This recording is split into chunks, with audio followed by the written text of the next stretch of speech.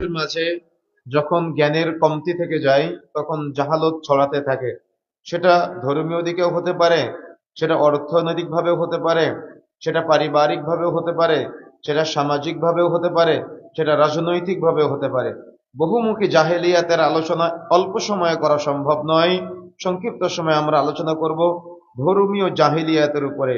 আপনাদের কাছে বিষয়টা একটু ব্যতিক্রম মনে হলেও বিষয়টা আজকে একটু আপনাদের কষ্ট লাগলেও, ব্যথা লাগলেও, রাসূলুল্লাহ সাল্লাল্লাহু আলাইহি সাল্লামের আদর্শ বাস্তবায়নের জন্য আমাদেরকে মেনে নেওয়ার চেষ্টা করতে হবে। পারবো ইনশাআল্লাহ?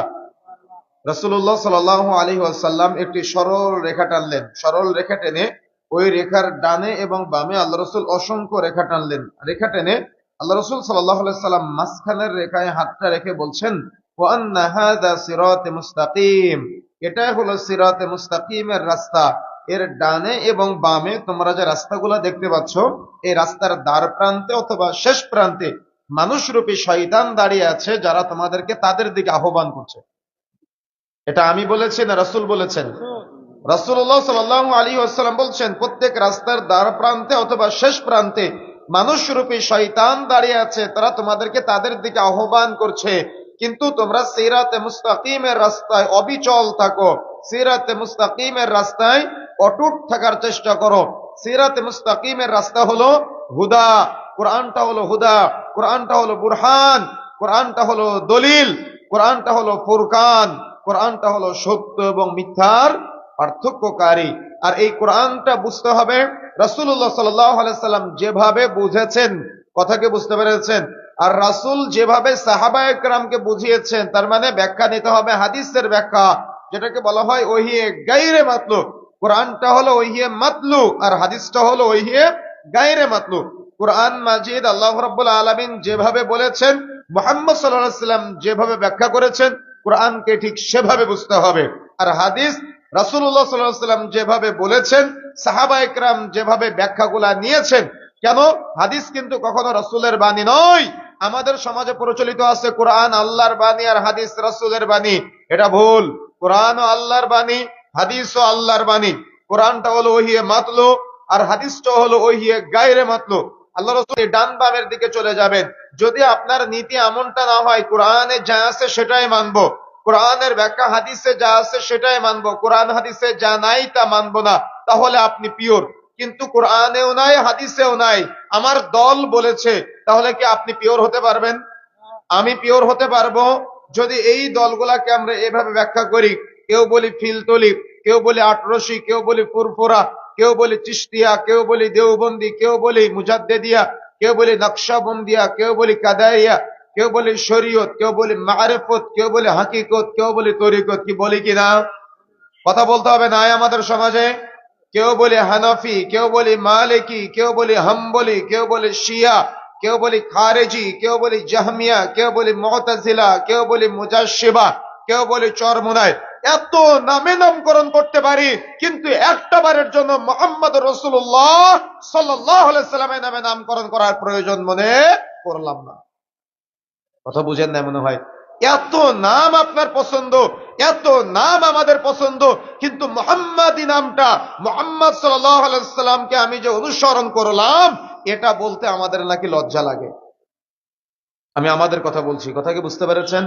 তাহলে মুহাম্মদ সাল্লাল্লাহু আলাইহি ওয়াসাল্লাম তিনি হলেন আমাদের নবী। পৃথিবীতে দুনিয়াতে পিতামাতা সন্তান সন্তানাদি যা কিছু আছে সবকিছুর চাইতে রাসূলকে বেশি ভালোবাসতে হবে।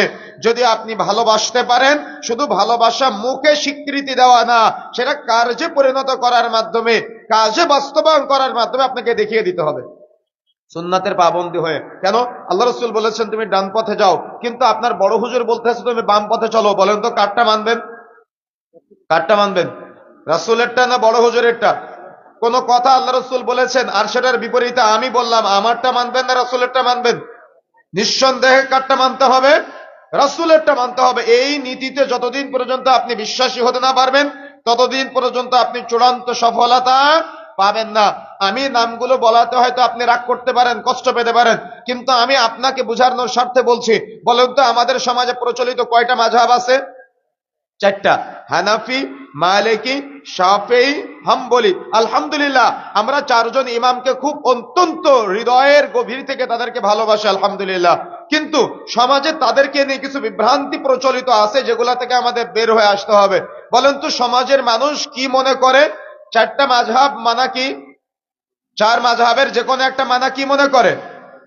আপনারা বললেন কিন্তু আমি কিন্তু বলি নাই। কি মনে করে? ফরজ মনে করে। আচ্ছা আমরা একটু ব্যাখ্যা করি। আচ্ছা ফরজ করার একমাত্র এখতিয়ার কার? কথা বলতে হবে কার?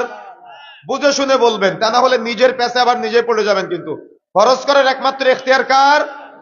কার মাধ্যমে?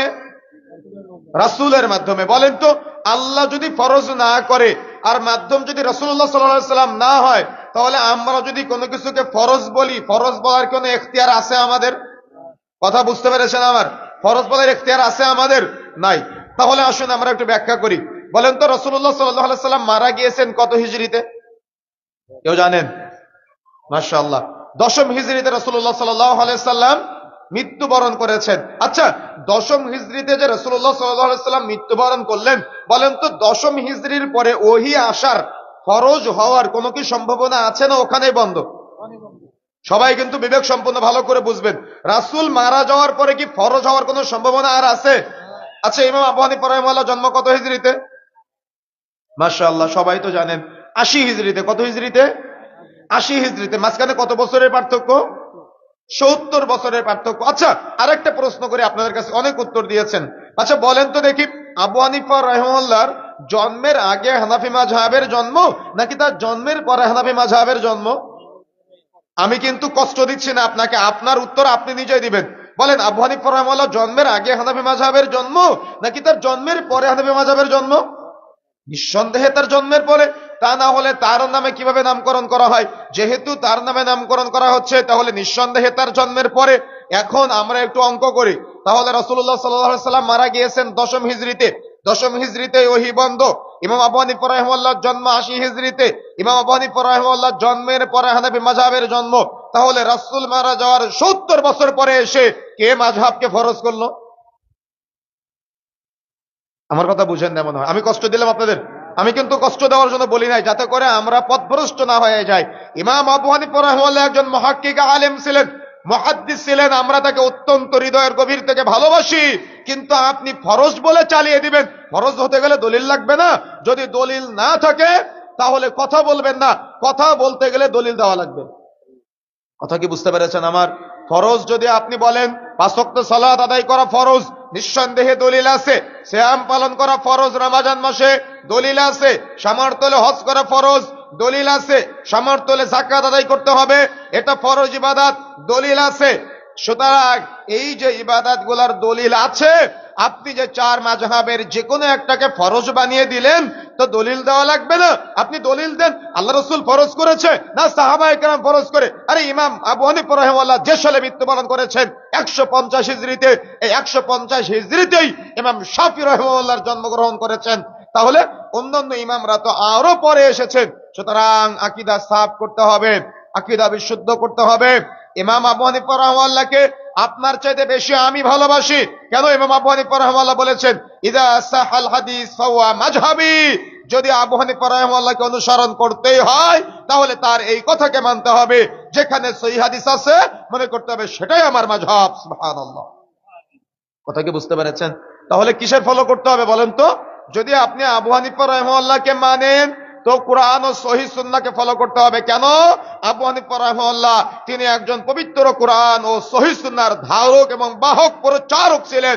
তিনি গোটা বিশ্বব্যাপী এই তাওহীদের দাওয়াত দিয়েছিলেন। এই জন্য হানাফি হতে গেলেও যোগ্যতা লাগে, শাফি হতে গেলেও যোগ্যতা লাগে। সুতরাং সর্বোপরি সর্বদা মনে রাখার চেষ্টা করতে হবে যে কোনো কিছু যদি আপনি ফরজ বলতে চান তাহলে অবশ্যই আল্লাহর পক্ষ থেকে দলিল থাকা লাগবে, অথবা রাসূলুল্লাহ সাল্লাল্লাহু আলাইহি সাল্লাম কেন্দ্রিক কোনো দলিল থাকা লাগবে, বা সাহাবায়ে কেরামের কোনো আমল থাকা লাগবে। কিন্তু আজকে আমরা একটা বিষয় স্পষ্ট হলাম যে প্রচলিত চার মাযহাবের যে কোনো একটা মানা যে সমাজে ফরজ বলা হয়, এটাকে আজকের পর থেকে আর কখনো ফরজ বলবেন না। মনে থাকবে, যদি কেউ ফরজ বলে তাহলে জিজ্ঞাসা করবেন হুজুর আপনি ফরজটা কোরআন থেকে বললেন না আপনি হাদিস থেকে বললেন নাকি বানিয়ে বললেন, কি বলতে পারবেন না? বলতে পারবেন কিনা? এটা বলা শিখতে হবে। যদি না বলেন তাহলে কিন্তু দিনে দিনে পথভ্রষ্ট হয়ে যাবে এবং মানুষ দিন ইসলাম থেকে দূরে সরে যাবে, শরীয়ত থেকে দূরে সরে যাবে। সুতরাং প্রত্যেকের শরীয়তের জ্ঞান অর্জন করা অত্যন্ত জরুরি। কিয়ামতের আগে রাসূলুল্লাহ সাল্লাল্লাহু আলাইহি সাল্লাম বলেছেন, মূর্খতা বর্ষণ হবে। মূর্খতা বর্ষণ হবে মানে কি? মানুষের শরীয়তের জ্ঞান থাকবে না, ইসলামের জ্ঞান থাকবে না, দ্বীনের জ্ঞান থাকবে না। আজকে দেখেন, আপনি একটু যাচাই বাছাই করে আমাদের মাঝে কয়জনের শরীয়তের জ্ঞান আছে? পুরাটাই সমাজে ধর্মীয় জাহেলিয়াত চলতেছে। না সালাত সম্পর্কে জ্ঞান আছে, না সিয়াম সম্পর্কে জ্ঞান আছে, না তাওহীদ সম্পর্কে জ্ঞান আছে, না বিশুদ্ধ আকীদা সম্পর্কে জ্ঞান আছে, না হজ সম্পর্কে জ্ঞান আছে, না যাকাত সম্পর্কে জ্ঞান আছে। অধিকাংশ মুসলমান আজকে শরীয়ত থেকে দূরে। হিন্দুরা যেমন তাদের ধর্মগ্রন্থগুলা ব্রাহ্মণের কাছে রেখে দিয়েছে, আর আমাদের নামধারী মুসলমানরা ধর্মগ্রন্থগুলা হুজুরের কাছে দিয়ে নিজের বাড়িতে কোরআন মাজিদ পড়ার প্রয়োজন মনে করে না, হাদিস পড়ার প্রয়োজন মনে করে না, সব হুজুরদের অন্ধ তাকলিদ করে। কথা বুঝেন নাই? সব মুকাল্লিদ হওয়ার চেষ্টা করে, অন্ধ তাকলিদ করার চেষ্টা করে, একটা বারের জন্য শরীয়তের ইলম অর্জন করার চেষ্টা করে না, কোরআন হাদিসের জ্ঞান অর্জন করার চেষ্টা করে না। এমনকি সালাত যে আদায় করে, সালাতটাও বিশুদ্ধভাবে আদায় করে না। সিয়াম যে পালন করে, সিয়ামটা বিশুদ্ধভাবে পালন করে না। মক্কা মদিনা যে হজ করতে যায়, এ হজ করতে গেলে শিরক বিদআতে জড়িত হয় এরা। আমি মদিনা সফরে যখন ছিলাম, দেখলাম যে সেখানে আমাদের বিশেষ করে বাংলাদেশ, ভারত, পাকিস্তানের যারা আছে, এরা বারবার রাসূলের কবরের দিকে ফিরে যায়। আর সৌদি আরবের পুলিশরা মাশাআল্লাহ, তারা অত্যন্ত তাওহীদ সম্পর্কে সচেতন, ওরা বারবার কিবলার দিকে ঘোরায় দেয়। আরে বাঙালিরা বারবার রাসূলের কবরের দিকে চায় কেন? রাসূল দিতে পারে না, আল্লাহ দিতে পারে। কথা বুঝেন না মনে হয়? দিতে পারে কে? আল্লাহ। দিতে পারে কে বলেন? আল্লাহ।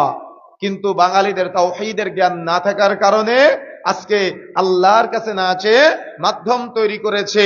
আল্লাহর কাছে না আছে, আল্লাহর কোন সৃষ্টিকে তারা আজকে মাধ্যম তৈরি করে নিয়েছে। এই জন্য মনে রাখার চেষ্টা করতে হবে, কখনো মুকাল্লিদ হবেন না, কখনো কারো তাকলিদ করবেন না। যদি কোরআন ও হাদিসে থাকে তাহলে মানবেন, কোরআনেও নাই, হাদিসেও নাই, আমরা কি মানতে বাধ্য? কথা বুঝতে পারতেছেন? মানতে বাধ্য না। সুতরাং এ ব্যাপারে স্পষ্ট হতে হবে। প্রথম এই থিম নিয়ে আসতে হবে যে আমার আমলটা অল্প হোক, কিন্তু আমার আমলটা যেন রাসূলের পদ্ধতিতে হয়। আপনারা হয়তো হাদিসটা শুনেছেন, আল্লাহ রাসূলকে এক বেদুইন এসে বলতেছে, আল্লাহ রাসূল আমাকে জান্নাতের পথ দেখান। আল্লাহ রাসূল, লম্বা হাদিস, আমি সংক্ষেপে বলছি। আল্লাহ রাসূল তাকে বললেন, তুমি ফরজ সালাত আদায় করবে, ফরজ সিয়াম পালন করবে, সামর্থ্য হলে হজ করবে, সামর্থ্য হলে যাকাত আদায় করবে। হজ আর যাকাতটা সামর্থ্যের সাথে সম্পৃক্ত, আর ফরজ সিয়ামটা এটা কিন্তু বছরে শুধুমাত্র 1 মাস। তাহলে ফরজ সালাতটা আদায় করবে। এই যে আল্লাহ রাসূলের কাছে আল্লাহ রাসূল 4টা কথা বললেন, 4টা ইবাদতের কথা বললেন। ও যখন চলে যাচ্ছে, যাওয়ার সময় রাসূলকে কেন্দ্র করে বলছে, আল্লাহ রাসূল, ওয়াল্লাহি, আল্লাহর কসম, আপনি যতটুকু বলেছেন এর বেশিও করব না, এর কমও করব না। বুঝেন না মনে হয়? বলতেছে, আল্লাহ রাসূল আপনি যতটুকু বলেছেন এর বেশিও করব না, কমও করব না। ও আপনার মতো ফরজ সালাতের বাইরে সুন্নাত সালাত আদায় করবে না, তাহাজ্জুদের সালাত আদায় করবে না, আপনার মতো ফরজ সিয়ামের পাশাপাশি ও সুন্নাত সিয়াম পালন করবে না, ও আপনার মতো হজ করার পাশাপাশি উমরা করবে না। কিন্তু আল্লাহ রাসূল সাল্লাল্লাহু আলাইহি সাল্লামের ও যে কথার আনুগত্য প্রকাশ করলো, আল্লাহ রাসূল বললেন ফরজ সালাত, ফরজ সিয়াম, সামর্থ্য হলে হজ, সামর্থ্য হলে যাকাত। ও বলেন, আল্লাহ রাসূল আপনি যতটুকু বললেন বেশিও করব না, কমও করব না। তার মানে রাসূলের প্রতি আনুগত্য দেখালো। আল্লাহ রাসূল সাহাবীদের বললেন, সাহাবায়ে কেরাম, তোমরা কি কোনো জান্নাতি ব্যক্তিকে দেখতে চাও? তখন সাহাবায়ে কেরাম বলল, আল্লাহ রাসূল অবশ্যই দেখতে চাই। তখন আল্লাহ রাসূল বললেন, ওই যে ব্যক্তি চলে যাচ্ছে ও হলো জান্নাতি। সুবহানাল্লাহ। আচ্ছা, কেন জান্নাতি বলেন আল্লাহ রাসূল তাকে? কেন জান্নাতি বললেন? কেন জান্নাতি বললেন? ও রাসূলুল্লাহ সাল্লাল্লাহু আলাইহি সাল্লামের আনুগত্য প্রকাশ করেছে, অনুগত হয়েছে। কিন্তু আপনার চিন্তা, ও আল্লাহ রাসূলের চাইতে বেশি আমল করতে হবে, সাহাবীদের চাইতে বেশি আমল করতে হবে, রাসূল যেটা প্রয়োজন মনে করে নাই সেটা নতুন করে তৈরি করা। এটা আমাদের বর্তমানে একটা সিস্টেম, ট্র্যাডিশনে পরিণত হয়েছে। কথা কি বুঝতে পেরেছেন আমার, নাকি রাগ করলেন? আমার কথা কি বুঝতে পেরেছেন? সুতরাং আল্লাহ রাসূল যেটাকে ফরজ করার প্রয়োজনীয়তা মনে করলো না, আমরা সেটাকে ফরজ করলাম। আল্লাহ রাসূল যেটাকে জায়েজ করে রাখার প্রয়োজন মনে করলো না, সুন্নাত আমাদের মাঝে দিয়ে গেল না, এমন বহু সুন্নাহ কিন্তু আমাদের মাঝে প্রচলিত আছে। যেমন মনে রাখার চেষ্টা করবেন, যখন আপনি নামাজে দাঁড়াবেন, যখন আপনি সালাত আদায় করবেন, সালাতে দাঁড়ানোর সময় পুরাটা ইবাদত। আজকে ধর্মীয় জাহেলিয়াত কোন পর্যায়ে পড়ে গিয়েছে আমাদের দেখেন। যখন আপনি নামাজে দাঁড়াবেন, পুরা সালাতটা হলো আপনার একটা ইবাদত। ইসলামী শরীয়ত বলেছে, প্রায় অধিকাংশ গ্রন্থের 1 নম্বর খণ্ডের মধ্যে হাদিসটি এসেছে, ইন্নামাল আমালু বিন্নিয়াত, প্রত্যেক আমল নিয়তের উপরে নির্ভরশীল। তার মানে নিয়ত করতে হয়। রাসূলুল্লাহ সাল্লাল্লাহু আলাইহি সাল্লাম বলেছেন নিয়ত করতে হয়। কিন্তু যখনই আপনি নামাজ পড়তে যাচ্ছেন তখন ফরজ সালাতের এক নিয়ত বানিয়েছেন, সুন্নাত সালাতের এক নিয়ত বানিয়েছেন, বিতরের সালাতের এক নিয়ত বানিয়েছেন, তারাবির সালাতের এক নিয়ত বানিয়েছেন, জানাজার সালাতের এক নিয়ত বানিয়েছেন। আমি আজকে বলে যাচ্ছি যে আপনাকে নিয়ত মুখস্থ করিয়েছে তাকে জিজ্ঞাসা করবেন, হুজুর এই ইন্নামাল আমালু বিন্নিয়াত, আল্লাহ রাসূল যে হাদিসটা বলেছেন এই হাদিসের বাহিরে নিয়ত যে মুখে উচ্চারণ করে বলতে হবে নাওয়াইতু আন শিরোনামে, এমন কি কোনো নিয়ত রাসূল থেকে আছে? ও তো দলিল বলতে পারবে না, কেন রাসূল থেকে নাই? আল্লাহ রাসূল কখনো এভাবে বলে নাই। পৃথিবীতে দুনিয়াতে একমাত্র একটা ইবাদত আছে যে ইবাদতের নিয়ত মুখে উচ্চারণ করে পড়তে হয়, সেটা হলো হজ্জের নিয়ত। হজের নিয়ত ব্যতীত পৃথিবীতে কোনো ইবাদতের নিয়ত আল্লাহ রাসূল মুখে উচ্চারণ করে পড়ে নাই, সাহাবায়ে কেরাম মুখে উচ্চারণ করে পড়ে নাই। যদি আপনি পড়েন তাহলে আপনি রাসূলের চাইতে বেশি পণ্ডিতি করলেন না, যেটা রাসূল আপনার উপরে পরিচর্য করলো না, যেটা রাসূল আপনার কাছে দিয়ে গেল না, যেটা থেকে রাসূলুল্লাহ সাল্লাল্লাহু আলাইহি সাল্লাম থেকে যে সম্পর্কে কোনো স্পষ্ট বিশুদ্ধ দলিল পাওয়া যায় না, আমল পাওয়া যায় না, সেটা আপনি আজকে আপনার মাদ্রাসার বাচ্চাদেরকে পিটিয়ে পিটিয়ে নিয়ত মুখস্থ করাচ্ছেন। এটা কি উচিত হচ্ছে? আমার কথা কি বুঝতে পারতেছেন? যেমন সামনে রমজান মাস আসতেছে, দেখবেন রমজান মাসে সাহারি করা শেষ, মাইকে মাইকে ঘোষণা হয় নাওয়াইতু আন আসুম্মা গাদান মিন শাহরি রমাদান আল মুবারাকে ফারদাল্লাকা ইয়া আল্লাহ ফাতাকাব্বাল মিন্নি ইন্নাকা আনতাস সামিউল আলিম। কি বলে কিনা? কথা বলতে হয়, বলে কিনা? যে হুজুর বলে আগামীকাল সকালে হুজুরকে গিয়ে জিজ্ঞাসা করবেন, হুজুর আপনি যে নিয়তটা বললেন, নিয়তটা পড়লেন, এই নিয়তটা কোরআন থেকে দেখাবেন অথবা হাদিস থেকে দেখাবেন। যদি কোরআনে দেখাতে না পারেন, যদি হাদিসে দেখাতে না পারেন, তাহলে আপনি বললেন কেন? সর্বদা মনে রাখার চেষ্টা করবেন নিয়ত পড়ার জিনিস না, নিয়ত করার জিনিস। কথা বুঝেন না মনে হয়? নিয়ত পড়ার জিনিস নয়, নিয়ত করতে হয়। সুতরাং জায় নামাজের প্রচলিত দোয়া নামে ইন্নী ওয়াজ্জাহাতু শিরোনামে যে দোয়া প্রচলিত আছে, এটা রাসূলুল্লাহ সাল্লাল্লাহু আলাইহি সাল্লাম কখনো এভাবে পড়ে নাই। জায় নামাজের দোয়া নামে প্রচলিত যে দোয়া আছে এটা পাঠ করলে বিদআত হবে, এবং ফরজ সালাতের আগে, সুন্নাত সালাতের আগে, নফল সালাতের আগে, বিতরের সালাতের আগে, তারাবি সালাতের আগে, ফরজ সিয়ামের আগে, নফল সিয়ামের আগে, এই যে আমাদের সমাজে প্রচলিত বেদাতি নিয়ত আছে, এই নিয়তগুলা বর্জন করতে হবে। যদি আপনি বর্জন করতে না পারেন তো কিয়ামতের মাঠে আপনি দাঁড়াবেন, আল্লাহ রাসূল আপনাকে হাউজে কাউসারের পানি পান করাতে যাবে, তখন আপনার মাঝে আর রাসূলের মাঝে একটা আড়াল করে দেওয়া হবে, পর্দা করে দেওয়া হবে। তখন রাসূলুল্লাহ সাল্লাল্লাহু আলাইহি সাল্লাম ফেরেশতাদের জিজ্ঞাসা করবে, আরে এরা তো আমারই উম্মত, তাদের মাঝে আর আমার মাঝে আড়াল করে দেওয়া হলো কেন, পর্দা করে দেওয়া হলো কেন? তখন ফেরেশতা মণ্ডলীরা বলবে, আল্লাহ রাসূল আপনি মারা যাওয়ার পরে তারা আপনার রেখে যাওয়া শরীয়তের মধ্যে নতুন নতুন কিছু তৈরি করেছিল। আল্লাহ রাসূল আপনি মারা যাওয়ার পরে তারা ইসলামী শরীয়তের আপনার রেখে যাওয়া বিধানকে উপেক্ষা করে নতুন নতুন আমল আবিষ্কার করেছিল। তখন রাসূলুল্লাহ সাল্লাল্লাহু আলাইহি সাল্লাম বলবেন, সুহকান সুহকান, তোমরা দূর হয়ে যাও, দূর হয়ে যাও। সুতরাং ইসলাম পরিপূর্ণ। আপনি যদি এখানে কোনো কিছু ঢুকান তাহলে অনুমতি দেওয়া হয় নাই। রাসূলুল্লাহ সাল্লাল্লাহু আলাইহি সাল্লাম যেভাবে বলেছেন, যেভাবে আমল করেছেন, আপনাকে সেভাবেই বুঝতে হবে, সেভাবে আমল করতে হবে। সুতরাং আল্লাহ রাসূল থেকে এই নাওয়াইতু আন শিরোনামের কোন নিয়ত কোরআন হাদিসে বিশুদ্ধভাবে পাওয়া যায় না। আপনি কেন পিটিয়ে পিটিয়ে বাচ্চাদের নিয়ত মুখস্থ করালেন? আর আপনার চিন্তা এমন, যদি কেউ নিয়ত না করে, যদি কেউ নিয়ত না পড়ে তাহলে তার নামাজ নাকি হয় না, কিন্তু আল্লাহ রাসূল বলেছেন নিয়ত করার জন্য, আর আপনি বললেন নিয়ত পড়ার জন্য। পার্থক্য বুঝতে পেরেছেন? পার্থক্য বুঝতে পেরেছেন? সুতরাং পরিবর্তন হতে হবে, সতর্ক হওয়ার চেষ্টা করতে হবে। এখন আপনি সালাতে দাঁড়ালেন, প্রথমে ইবাদতের মধ্যে, নামাজের মধ্যে আমাদের সমাজে অনেক মত পার্থক্য আছে, জাহালত আছে, যেগুলা থেকে আমরা বের হয়ে আসতে চাই। এজন্য বিশুদ্ধ হাদিসের আলোকে আমার আপনার শরীয়তের সঠিক জ্ঞানটা আমি প্রচার করে যাচ্ছি। মনে রাখার চেষ্টা করতে হবে, সালাতের জন্য আপনি মসজিদ পানে আসলেন, মসজিদে আসার পরে আজান দিচ্ছে মুয়াজ্জিন সাহেব এবং সালাতের ইকামত হচ্ছে। আজান ও ইকামতের মধ্যবর্তী সময়ে যদি আপনি কোনো দোয়া করেন, এটা হলো দোয়া কবুলের জায়গা, এখানে দোয়া কবুল করা হয়। মনে রাখার চেষ্টা করবেন, আজান ও ইকামতের মধ্যবর্তী সময়ে দোয়া করলে দোয়া কবুল হয়। মসজিদের মধ্যে প্রবেশ করলেন, মসজিদে প্রবেশ করেই আপনি দেখতে পেলেন মসজিদের সামনে লেখা আছে লাল বাতি জ্বলাকালীন সময় সুন্নাত নামাজের নিয়ত বাঁধিবেন না। কি আছে কিনা? আছে না? অথচ রাসূলুল্লাহ সাল্লাল্লাহু আলাইহি ওয়াসাল্লাম বলছেন, খুলে দেখেন সহিহ বুখারী পর্ব 10 অধ্যায় 111, রাসূলুল্লাহ সাল্লাল্লাহু আলাইহি ওয়াসাল্লাম আমাদেরকে বলছেন, দাখালাল মাসজিদ রাকআতাইন ক্বাবলা আন ইয়াজলিস, যে মসজিদে প্রবেশ করবে সে 2 রাকাত সালাত আদায় না করে বসতে পারবে না। আল্লাহর রাসূল বলছেন 2 রাকাত নামাজ না পড়ে বসতে পারবে না। আর আমি আপনি টানিয়ে রাখলাম লাল বাতি জ্বালিয়ে, লাল বাতি জ্বলাকালীন সময় সুন্নাত নামাজ পড়া নিষেধ। আরে ভাই, লাল বাতি জ্বালিয়ে সুন্নাত নামাজ বন্ধ করার অধিকার আপনাকে কে দিয়েছে? রাসূলুল্লাহ সাল্লাল্লাহু আলাইহি ওয়াসাল্লাম সালাত আদায় রাসূলুল্লাহ সাল্লাল্লাহু আলাইহি ওয়াসাল্লাম খুতবা দিচ্ছেন, খুতবা চলাকালীন সময় একজন মসজিদের মধ্যে এসে বসে গেলেন। আল্লাহ রাসূল বললেন, তুমি আগে দাঁড়াও, 2 রাকাত সালাত আদায় করো, তারপরে বসবে। আল্লাহ রাসূল যদি এ কথা বলতে পারে, তাহলে আপনি খুতবা চলাকালীন সময় বা মসজিদে 5 মিনিট সময় আছে, টপটাপ আপনি মসজিদের ভিতরে গিয়ে বসে পড়লেন।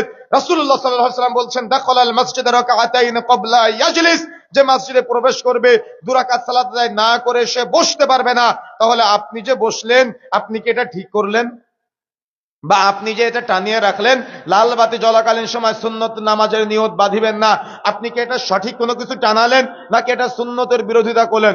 নিঃসন্দেহে এটা সুন্নতের বিরোধিতা। সুতরাং রাসূলের হাদিসকে উপেক্ষা করে এই দুঃসাহস কখনো দেখাবেন না। সালাতের জন্য যখনই আপনি মসজিদে যাবেন, যদি সময় থাকে 2 রাকাত সালাত আদায় করে তারপরে মসজিদে বসবেন। যদি সময় না থাকে, তাহলে দেখতেছেন অল্প সময় বাকি আছে, অপেক্ষা করবেন ফরজ সালাতের ইকামতের জন্য, কিন্তু 2 রাকাত সালাত আদায় না করে কখনো মসজিদে বসবেন না। প্রথমে 2 রাকাত সালাত আদায় করবেন, তারপরে মসজিদে বসবেন। ওদিকে খুতবা চলতেছে, খুতবা চলাকালীন সময়ে অনেক মসজিদে লেখা থাকে লাল বাতি জ্বলাকালীন সময় সুন্নাত নামাজ পড়বেন না। এগুলা সব ভ্রান্ত চেতনা, চিন্তা ধারণা আমাদের সমাজে চলছে। খুতবা চলাকালীন সময় যদি আপনি মসজিদে প্রবেশ করেন, তাহলে আপনি 2 রাকাত সালাত আদায় করে তারপরে মসজিদের মধ্যে বসবেন, এটা হলো সুন্নাহ। এবার আসেন, আপনি মসজিদের ভিতরে সালাতের জন্য দাঁড়ালেন, সমাজে প্রচলিত আছে, আমি কিন্তু একটা বিধান বলে দিয়েছি, আযান ও ইকামতের মধ্যবর্তী সময়ে দোয়া করলে দোয়া কবুল হয়, এটা মনে রাখবেন, পরবর্তীতে বিস্তারিত বলবো। এরপরে আসেন, আপনি মসজিদে প্রবেশ করলেন, মসজিদে যে আপনি ফজরের সময় ঢুকলেন, আপনি তো সকাল 8টায় ঢুকতে পারতেন, রাত 3টায় ঢুকতে পারতেন, কিন্তু যখন মুয়াজ্জিন আজান দিল তখনই মসজিদে ঢুকলেন কেন? ফজরের সালাতের জন্য। ওটাই আপনার অন্তরের নিয়ত, মুখে উচ্চারণ করে নিয়ত পড়ার কোনো প্রয়োজন নেই। যদি আপনি বলেন প্রয়োজন আছে পড়ার, তাহলে আপনাকে দলিল দেওয়া লাগবে। যেহেতু আমি বললাম পড়ার প্রয়োজন নাই, আল্লাহ রাসূল পড়ে নাই, তাই বললাম পড়ার প্রয়োজন নাই। যদি রাসূল পড়ে থাকে আর আপনার কাছে দলিল থাকে, আপনি যদি দিতে পারেন, তাহলে আমরা আমল করতে অসুবিধা নাই। কথা কি বুঝতে পেরেছেন? যদি দলিল না থাকে, তাহলে ফিতনা সৃষ্টি করা যাবে না। যে কোনো আমল করতে গেলে দলিল চাই, কোরআনের দলিল থাকা লাগবে অথবা হাদিসের দলিল থাকা লাগবে। দলিল যদি দিতে না পারেন, তাহলে কোনো প্রকার কোনো ব্যাপারে কোনো এক্সকিউজ দেখানো চলবে না। এখন আসুন, মসজিদে প্রবেশ করলেন, ইকামত হয়ে যাচ্ছে। ইকামত হয়ে যাওয়ার সাথে সাথে ইকামতের আগেই মসজিদের মধ্যে কাতারে দাঁড়াতে হয়। আমাদের সমাজে কিছু কিছু মসজিদের মুসাল্লিরা মসজিদে ফাঁকা ফাঁকা হয়ে দাঁড়ায়, আর কিছু কিছু মসজিদের মুসাল্লিরা কাদের সাথে কাঁধ, পায়ের সাথে পা মিলিয়ে দাঁড়ায়। আচ্ছা বলেন তো, আমরা কি কোনো দল বা কোনো গোষ্ঠীকে মানবো, নাকি রাসূলকে মানবো? কাকে মানবো? রাসূলকে মানতে হবে নাকি দলকে মানতে হবে? রাসূলকে মানবেন না হুজুরকে মানবেন? রাসূলুল্লাহ সাল্লাল্লাহু আলাইহি ওয়াসাল্লাম যেদিন মিরাজের রাতে জান্নাত জাহান্নাম ভ্রমণ করতে যায়, আল্লাহ রাসূল দেখে এক শ্রেণীর ব্যক্তিকে জাহান্নামে ডুবানো হচ্ছে, উঠানো হচ্ছে, ডুবানো হচ্ছে, উঠানো হচ্ছে। আল্লাহ রাসূল জিবরিলকে বললেন, জিবরাইল, মান হাউলা, এরা কারা? জিবরিল আমিন বলেছিলেন, আল্লাহ রাসূল, এরা তারাই যারা আপনার সমাজে আলেম ওলামা ছিল, তাদেরকে জাহান্নামে ডুবানো হচ্ছে, আবার উঠানো হচ্ছে। আল্লাহ রাসূল মিরাজ থেকে ফিরে এসে মিম্বারে দাঁড়িয়ে সাহাবায়ে কেরামকে লক্ষ্য করে বলছেন, সাহাবায়ে কেরাম, হুজুরকে যখন জাহান্নামে নেওয়া হবে, তখন হুজুরের মুখ দিয়ে নাড়ি ফুটুগুলো বেরিয়ে আসবে, হুজুরের পায়ে শিকল বেঁধে টানতে টানতে হুজুরকে জাহান্নামের দিকে নেওয়া হবে। তখন হুজুরের অনুসারীরা হুজুরকে বলতে থাকবে, হুজুর, আনতা তা'মুরুনা বিল মা'রুফ ওয়া তানহাউনা আনিল মুনকার, হুজুর আপনি তো সৎ কাজের আদেশ দিয়েছিলেন, অসৎ কাজের নিষেধ করেছিলেন, আপনার কেন অবস্থা? আপনার পায়ে কেন শিকল বাঁধা? আপনার মুখ দিয়ে কেন নাড়ি ফুটুগুলো বেরিয়ে আসতেছে? তখন হুজুর বলতে থাকবে, আ'মুরুনা বিল মা'রুফ ওয়া তানহাউনা আনিল মুনকার, আমি সৎ কাজের আদেশ দিয়েছিলাম, অসৎ কাজের নিষেধ করেছিলাম, আমি নিজে পালন করিনি, যে আমি জানতাম, কিন্তু আমি তোমাদের সামনে উপস্থাপন করিনি যে আপনার বাবা মারা গেলে আপনার বাড়িতে মিলাদ হয়, হুজুরের বাবা মারা গেলে কি হুজুরের বাড়িতে দাওয়াত খেয়েছেন কখনো? কেন? হুজুর জানে কোনো ফায়দা নাই। কথা বুঝেন না মনে হয়? কথা কি বুঝতে পেরেছেন? এ ব্যাপারে আলোচনা পরে নিয়ে আসতেছি, অন্য প্রসঙ্গে যাচ্ছে না, যে কথা বলছিলাম। তাহলে যখনই আপনি হুজুরের কাছ থেকে কোনো কথা শুনবেন তখন অবশ্যই জিজ্ঞাসা করতে হবে, হুজুর আপনি এটা কোরআন থেকে বললেন না আপনি হাদিস থেকে বললেন? যদি কোরআনে না থাকে, যদি হাদিসে না থাকে, তো আপনি বানিয়ে বললেন কেন? বলতে পারবেন না? বলতে পারবেন তো? অন্তত এই সাহসটা আজকে হোক যে হুজুর যদি কোরআনে না থাকে, যদি হাদিসে না থাকে, তো আপনি বললেন কেন? এ প্রশ্ন হুজুরের কাছে করতে পারবেন না? যদি করতে না পারেন তো আপনার আর ওই দেখা যাচ্ছে যারা হিন্দু ধর্মে মানে যারা ব্রাহ্মণের কাছে তাদের ধর্ম গ্রন্থ কুক্ষিগত করে রেখেছে, তো তার মাঝে আর আপনার মাঝে পার্থক্য কি? আপনি আমাকে বোঝান। আমার কথা বুঝতে পারেন না মনে হয়। আল্লাহ কিন্তু আপনাকে গরু ছাগল করে পাঠায় নাই। আল্লাহ কিন্তু আপনাকে চতুষ্পদ জন্তু করে পাঠায় নাই। আল্লাহ আপনাকে জ্ঞান দিয়েছে, ইলম দিয়েছে। আপনি আপনার জ্ঞান বা ইলমের মাধ্যমে আপনি কেন বিবেচনা করবেন না? দুনিয়াতে এক কাঠা জমি কেনার জন্য দাগ নম্বর, খতিয়ান নম্বর, পর্চা নম্বর কি দেখে কিনা? দেখেন কিনা? দেখেন না? আরে এক কাঠা জমির দাম কত? এক কাঠা জমির দাম কত বা হতে পারে? 1 কোটি টাকা হোক। কথা বুঝেন না মনে হয়। এই 1 কোটি টাকার জন্য আপনি দাগ নম্বর, খতিয়ান নম্বর, পর্চা নম্বর কি আছে সব খুঁজে বের করার চেষ্টা করেন। আর যাকে সব থেকে ছোট জান্নাত দেওয়া হবে, তার জান্নাত হবে গোটা পৃথিবীর মতো। 10টা পৃথিবী একসাথে করলে যত বড় হয়, এত বড় পৃথিবীর মতো এত বড় জান্নাত যাকে সব থেকে ছোট জান্নাত দেওয়া হবে তাকে দেওয়া হবে। তাহলে এত বড় জান্নাত নেবেন, তার জন্য দলিল খুঁজতে হবে না ভাই? এখানে এসে বলেন কেন সব হুজুরের কাছে, হুজুরের কাছে কেন? ওই পর্চা নম্বর, দাগ নম্বর খোঁজার জন্য তো যে আমিন ভালো বুঝে তার কাছে যান, নাকি যে ওই দলিল আদিল্লা কিচ্ছু বুঝে না এমনিতেই বাপদাদার আমল থেকে বলতেছে ওটা তোমার জমি, এটা তোমার জমি, ওটা তোমার ভাইয়ের জমি, এটা কি মানেন আপনি? এটা কি মানেন আপনি? তো ওটা মানেন না। যাকে সব থেকে ছোট জান্নাত দেওয়া হবে, তার জান্নাত হবে গোটা পৃথিবীর মতো। 10টা পৃথিবী একসাথে করলে যত বড় হয়, এত বড় জান্নাত নিবেন, তার জন্য দলিল খুঁজতে হবে না? আমার কথা কি বুঝতে পেরেছেন নাকি রাগ করলেন? দলিল লাগবে না? অবশ্যই অবশ্যই দলিল থাকা চাই। এখন আসুন যে কথা বলতে চাচ্ছিলাম, আপনি সালাতে দাঁড়িয়েছেন, কে কোন পদ্ধতিতে করতেছে আমি জানি না, আমি সেটা বলতেও চাই না। তবে আমি সুন্নাতে আপনাদের মাঝে প্রচার করে রেখে যেতে চাই। যদি মন চায় সুন্নাতের উপরে আমল করতে, তাহলে আপনি আমল করতে পারেন। আমি বলতেছি না যে আপনি আমল না করলে কাফের হয়ে যাবে। কথা কি বুঝতে পেরেছেন আমার? তবে আমি আপনাকে নসিহত করে যাচ্ছি যে আপনি সুন্নাত পিওর ভাবে পাওয়ার পরেও আপনি অন্ধ বাপদাদার অনুসরণ করার প্রচেষ্টা চালাবেন না। কখনো এ কথা বলবেন না যে এটা আমার বাপদাদার আমল থেকে পেয়েছি। কখনো এ কথা বলবেন না যে এটা আমার পূর্বপুরুষ থেকে পেয়েছি। এ কথা আবু জাহাল বলেছিল, আপনি কেন বলবেন? এ কথা নমরুদ বলেছিল, এ কথা আপনি কেন বলবেন? এ কথা ফিরাউন বলেছিল, এ কথা আপনি কেন বলবেন? এটা তো আপনার জন্য সাজে না। যখন কোরআন হাদিসের বিধান আপনার সামনে চলে আসবে, তখন কোরআন ও সহিহ হাদিসের কাছে মাথা নত করতে হবে। মনে থাকবে ইনশাআল্লাহ।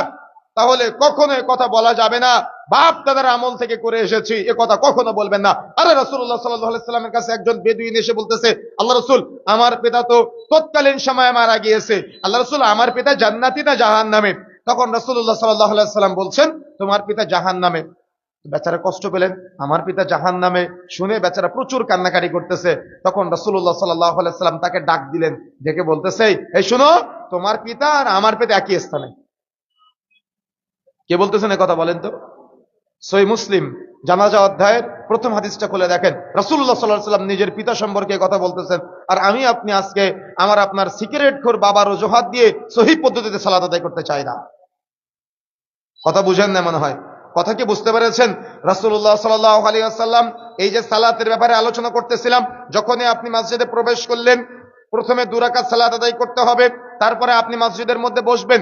অনেক সময় ফজরের সময় একটা ভুল আমাদের সমাজের মানুষ করে থাকে, সেটা এই 2 রাকাত সালাত আদায় করতে গিয়ে আরেকটা ভুল করে থাকে। ওদিকে ফরজ সালাতের ইকামত হয়ে গেছে, আর এদিকে মুরব্বীরা 2 রাকাত নামাজ পড়তে আছে। কি আছে কিনা? আছে না? কিন্তু এ ব্যাপারে শরীয়তের নীতিমালা হলো, যখন ফরজ সালাতের ইকামত হয়ে যাবে তখন আর কোনো সালাত নাই, সব সালাত বাদ দিয়ে ফরজ সালাতে যুক্ত হতে হবে।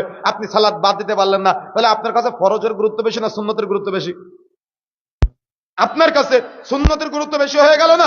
কিন্তু কি করতে হবে, যখনই ফরজ সালাতের ইকামত হয়ে যাবে সব বাদ দিয়ে ফরজ সালাতের জন্য আপনাকে দাঁড়িয়ে যেতে হবে। এটা হলো ইসলামী শরীয়তের নীতিমালা। এখন আসুন যে কথা বলতে চাচ্ছিলাম, মসজিদে প্রবেশ করেছেন, সমাজে প্রচলিত আছে কিছু কিছু মসজিদের মুসাল্লি ফাঁকা ফাঁকা হয়ে দাঁড়ায়, কিছু কিছু মসজিদের মুসাল্লি কাদের সাথে কাঁধ পায়ের সাথে পা মিলিয়ে দাঁড়ায়। বলেন তো আমরা কাকে মানবো? রাসূলকে মানবো না এতদিন যা করেছি সেটা মানবো? কাকে মানবেন? রাসূলকে মানার মতো হিম্মত আছে? তাহলে আমরা একটা হাদিসের দিকে যাওয়ার চেষ্টা করি। রাসূলুল্লাহ সাল্লাল্লাহু আলাইহি সাল্লাম সম্পর্কে যে বর্ণনাগুলো এসেছে, সহিহ বুখারী পর্ব 10 অধ্যায় 76 হাদিস নম্বর 625, সহিহ বুখারী পর্ব 10 অধ্যায় 77 হাদিস নম্বর 726, আন আনাস ইবনে মালিক আনিন নবী সাল্লাল্লাহু আলাইহি ওয়াসাল্লাম قال اقيموا صفوفكم فاني اراكم من اراء الظهر وكان احدنا يلزق منكبه بمنكب صاحبه وقدمه بقدمه। আনাস রাদিয়াল্লাহু তাআলা আনহু বলছেন, আমি রাসূলের সাথে সালাত আদায় করেছি। রাসূলুল্লাহ সাল্লাল্লাহু আলাইহি ওয়াসাল্লাম যখন সালাতে দাঁড়াতেন তখন বলতেন, তোমরা তোমাদের কাতারগুলোকে সোজা করে নাও, কেননা আমি আমার পেছন হতেও আমি তোমাদেরকে দেখতে পাই। আনাস রাদিয়াল্লাহু তাআলা আনহু বলছেন, আমরা যখন কাতারে দাঁড়াতাম তখন কাঁধের সাথে কাঁধ ও পায়ের সাথে পা মিলিয়ে দাঁড়াতাম। এটা হলো সাহাবায়ে কেরামের আমল, রাসূলুল্লাহ সাল্লাল্লাহু আলাইহি ওয়াসাল্লামের নির্দেশনা। এখন আসেন এ ব্যাপারে সবচেয়ে মর্যাদাপূর্ণ যে হাদিসটি বর্ণিত হয়েছে, তাবারানী আওসাত 5797 নম্বর হাদিস। আল্লাহ রাসূল সাল্লাল্লাহু আলাইহি ওয়াসাল্লাম বলছেন, মান সাদ্দা ফুরুজাতান ফি সাফিন, যে ব্যক্তি কাতারের পাক বন্ধ করে দাঁড়াবে, রাফাআল্লাহু বিহি দারাজাতান, মহান আল্লাহ তার মর্যাদা বাড়িয়ে দিবে, ও বানাল্লাহু লাহু বাতান ফিল জান্নাহ, তার জন্য জান্নাতে ঘর নির্মাণ করা হবে। সুবহানাল্লাহ। কি বুঝলেন? কি বুঝলেন? আমার পূর্বপুরুষ যেটা করে এসেছে সেটা করতে হবে, নাকি সুন্নাতের উপরে আমল করতে হবে? কত রেফারেন্স নেবেন আপনি, কত সহিহ হাদিসের দলিল নেবেন আপনি, কিন্তু এতবার সহিহ হাদিস দিয়ে বোঝানোর পরেও আপনি বলতেছেন এটা তো আমার বাপ দাদার আমল, এটা তো আমার বড় হুজুর করেছে, এটা তো আমার পীর সাহেব করেছে। কি বলে কিনা? কথা বলতে হয়, বলে কিনা? অথচ রাসূলুল্লাহ সাল্লাল্লাহু আলাইহি ওয়াসাল্লাম বলছেন, তাবারানী আওসাত 5797 নম্বর হাদিস, আল্লাহ রাসূল বলছেন, মান সাদ্দা ফুরুজাতান ফি সাফিন, যে ব্যক্তি কাতারের পাক বন্ধ করে দাঁড়াবে, রাফাআল্লাহু বিহি দারাজাতান, মহান আল্লাহ তার মর্যাদা বাড়িয়ে দিবে, ও বানাল্লাহু লাহু বাতান ফিল জান্নাহ, তার জন্য জান্নাতি ঘর নির্মাণ করা হবে। যে ব্যক্তি কাতারের কাঁধের সাথে কাঁধ, পায়ের সাথে পা মিলিয়ে দাঁড়াবে, শয়তান থেকে ওয়াসওয়াসা দিতে পারবে না। যদি ফাঁকা ফাঁকা হয়ে দাঁড়ান তাহলে শয়তান ওয়াসওয়াসা দিবে। কথা কি বুঝতে পেরেছেন? আমার কথা বুঝেন না মনে হয়। কথা বুঝতে হবে, ক্লিয়ার বুঝতে হবে। আচ্ছা, এই ছোট্ট একটা আমলের কারণে আল্লাহ রাসূল জান্নাতে ঘরের কথা কেন বলেছেন? কেন বলেছেন? এই ছোট্ট একটা আমলের কারণে এত বড় ফজিলত, এত বড় মর্যাদার কথা কেন রাসূলুল্লাহ সাল্লাল্লাহু আলাইহি ওয়াসাল্লাম বলেছেন? আপনি কি ব্যাখ্যা করেছেন? আপনি কি জানার চেষ্টা করেছেন? আচ্ছা, আমাদের সমাজে গাড়ির ড্রাইভার আর মালিকের মধ্যে পার্থক্য আছে না নাই? কথা বলতে হবে, আছে না নাই? 5 বিঘা সম্পত্তির মালিক আর 1 কাঠা সম্পত্তির মালিকের মধ্যে পার্থক্য আছে না নাই? আছে না? পীর সাহেব আর মুরিদের মধ্যে পার্থক্য আছে কি নাই? আছে না আমাদের সমাজে? আচ্ছা, ইসলাম কি পার্থক্য দিয়েছে? কি মনে হয়, ইসলাম কি পার্থক্য দিয়েছে? ইসলাম ভ্রাতৃত্ব শিখায় নামাজের মাধ্যমে। এজন্য সৌদি আরবের উলামায়ে কেরাম এভাবে ব্যাখ্যা করেছেন, আমাদের মসজিদের বাহিরে 3 বছর যাবত গন্ডগোল থাকতে পারে, ভাই ভাইয়ের মধ্যে, প্রতিবেশীর মধ্যে দেখা সাক্ষাৎ নাও হতে পারে, সালাম মুসাফা নাও হতে পারে, কিন্তু মসজিদে প্রবেশ করেছেন, এই সব বিভেদ ভুলে গিয়ে, সব রাগ ক্ষোভ কষ্ট ভুলে গিয়ে, ড্রাইভার আর মালিকের মাঝের বিভেদ ভুলে গিয়ে, 100 বিঘা সম্পত্তির মালিক আর 1 কাঠা সম্পত্তির মালিকের বিভেদ ভুলে গিয়ে মসজিদের মধ্যে প্রবেশ যখনই করবে, মসজিদের বাইরে ড্রাইভার দরজা খুলে দিয়েছে, তারপরে মালিক গাড়ি থেকে নেমেছে, ওই 2 জন ব্যক্তি মসজিদে প্রবেশ করে উভয়ে একজন আর একজনের কাঁধের সাথে কাঁধ ও পায়ের সাথে পা মিলে ওরা চিন্তা করতেছে, তুমিও যে মানুষ, আমিও সেই মানুষ, তোমাকে যে আল্লাহ সৃষ্টি করেছে আমাকেও সে আল্লাহ সৃষ্টি করেছে, তোমার গায়ে যে রক্ত মাংস আমার গায়ে একই রক্ত মাংস, তোমার কবরের ডিজাইন যেমন আমার কবরের ডিজাইন একই রকম, তোমার হয়তো টাইলস ওয়ালা বাড়ি, আমার হয়তো টিনের চাল বা আমার হয়তো টিনের দেওয়াল, কিন্তু তোমার কবরও মাটির দেওয়াল, আমার কবরও মাটির দেওয়াল, তোমার হয়তো 1000 টাকা দামের পোশাক, আমার হয়তো 300 টাকা দামের পোশাক, কিন্তু তোমার কবরও 350 টাকা দামের কাফন, আমার কবরও 350 টাকা দামের কাফন, তোমার হয়তো ছাদ, আমার হয়তো টালি, কিন্তু তোমার কবরও বাঁশের ছাদ, আমার কবরও বাঁশের ছাদ, তোমার আর আমার মধ্যে এই মানুষ ভেদে কোনো পার্থক্য নাই। আসো নিজেদের মাঝের ভেদাভেদ ভুলে গিয়ে মুসলিম হিসেবে ভাই ভাই কাঁধের সাথে কাঁধ পায়ের সাথে পা মিলিয়ে নামাজে দাঁড়াই। সুবহানাল্লাহ। আর আপনি বলতেছেন মুরব্বির পায়ে পা দিচ্ছ, তুমি কত বেয়াদব। রাসূলের আমলকে আপনার কাছে বেয়াদবি মনে হয়? মুরব্বির সামনে সিগারেট খায়, এটাকে আপনাকে বেয়াদবি মনে হয় না? বাপ ছেলেকে দাড়ি কেটে দেয়, ছেলে বাপকে দাড়ি কেটে দেয়, এটা আপনাদের কাছে বেয়াদবি মনে হয় না? রাস্তায় দাঁড়িয়ে আপনার সামনে আপনার ছেলে সিগারেট খায় আর আপনার মুখের দিকে ধোঁয়া ছেড়ে দেয়, এটা আপনার কাছে বেয়াদবি মনে হয় না? সালাতের মাঝে রাসূলুল্লাহ সাল্লাল্লাহু আলাইহি ওয়াসাল্লামের বিধান মানলে আপনার কাছে বেয়াদবি মনে হয়? আশ্চর্য হিসাব সমাজে চলতেছে এগুলা। আমাদের সমাজে কোরআন সহিহ সুন্নাহর জ্ঞান না থাকার কারণে, ধর্মীয় জাহালত থাকার কারণে, ধর্মীয় জ্ঞান না থাকার কারণে আজকে এই সমস্ত জাল মুফতি সাহেবরা ফতোয়া দেয় স্বামী মারা গেলে স্ত্রী দেখতে পারে না, স্ত্রী মারা গেলে স্বামী দেখতে পারে না। অথচ আলী রাদিয়াল্লাহু তাআলা আনহু, ফাতিমা রাদিয়াল্লাহু তাআলা আনহা, তাদের মাঝে কথোপকথন হচ্ছে, আমার আগে তুমি মারা গেলে তুমি আমার গোসল দিবা, তোমার আগে আমি মারা গেলে আমি তোমার গোসল দিব। আর আপনার মুফতি সাহেব বলতেছে স্বামী মারা গেলে নাকি স্ত্রী দেখতেই পারে না। শরীয়তের জ্ঞান তো থাকা লাগবে ন্যূনতম। এজন্যই তো ওই হুজুরদের দিয়ে আজকে স্বামী স্ত্রীর মাঝে যদি একবার তিনবার তালাক বলে ফেলেছে, তাহলে বিবাহ বিচ্ছেদ ওই হুজুরের সাথে হিল্লা করাতে হবে, তারপরে নাকি বিয়ে দিতে হবে। এই হিন্দুয়ানি কালচার প্রতিষ্ঠা করতেছে সমাজে আজকে। শরীয়তের জ্ঞান না থাকার কারণে, কোরআন হাদিসের জ্ঞান না থাকার কারণে, না আছে নামাজ সম্পর্কে জ্ঞান, না আছে হজ সম্পর্কে জ্ঞান, না আছে রমাজানের সিয়াম সম্পর্কে জ্ঞান। এরা জর্দা দিয়ে ইফতার করে আর সিগারেট দিয়ে সাহারি করে। এদের কাছ থেকে কি শিখবো আমরা আজকে? সমাজের বাস্তব চিত্র এগুলা। সুতরাং প্রিয় বন্ধুরা আমার, যেখানে রাসূলুল্লাহ সাল্লাল্লাহু আলাইহি ওয়াসাল্লাম এত চমৎকার কঠিন বাস্তবতা আমাদের মাঝে উপস্থাপন করলেন, সেখানে আমি আপনি নিজেদের ব্যক্তিগত মতামত রাসূলের হাদিসের নাম্বারিং সহ যদি আপনাকে খুলে দেখায়, তবুও আপনি বলেন না এটা তো আমার বাপদাদার আমল থেকে করে এসেছি। আল্লাহ সমাদ। তাহলে ওই যখন মুহাম্মদ সাল্লাল্লাহু আলাইহি ওয়াসাল্লাম তাওহীদের দাওয়াত নিয়ে আবির্ভাব হয়েছিলেন, তখন আবু জাহাল বলেছিল, মুহাম্মদ তুমি তোমার বাপদাদার আমলের বিরোধিতা কেন করতেছো? ফিরাউন বলেছিল মূসা আলাইহিস সালামকে বলেছিল, মূসা তুমি তোমার পূর্বপুরুষদের বিরোধিতা কেন করতেছো? আরে ইব্রাহিম আলাইহিস সালামের নিজের বাবা বলতেছে, ইব্রাহিম তুমি তোমার বাপদাদার আমলের বিরোধিতা কেন করতেছো? নমরুদ বলতেছে, ইব্রাহিম তুমি সমাজের বিরোধিতা কেন করতেছো? আজকে আমাদের কথা ওই নমরুদের মতো, ফিরাউনের কথা আর আবু জাহালের মতো হয়ে গিয়েছে আজকে। কথা কি বুঝতে পেরেছেন? অথচ একটা বারের জন্য সুন্নাহকে মানার চেষ্টা করি না, একটা বারের জন্য হাদিসের রেফারেন্স জানার পরেও হাদিসকে মানার চেষ্টা করি না, বরং সবসময় উল্টা চিন্তা, সবসময়।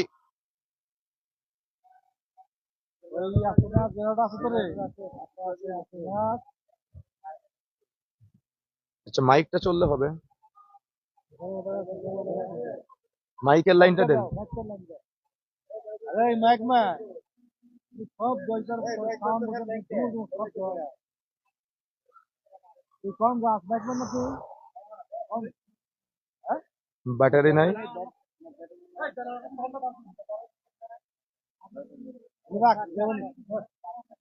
আচ্ছা থাক থাক, দেখ দেখ দেখ নিজেরা নিজেরা ও বন্ধ দিবা। এই এভাবে বলতে নেই।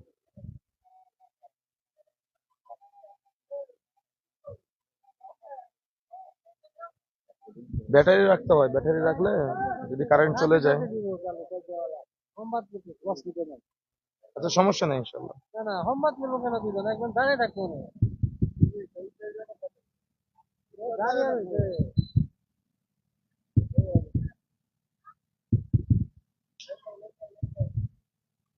এটা সাউন্ড দেন।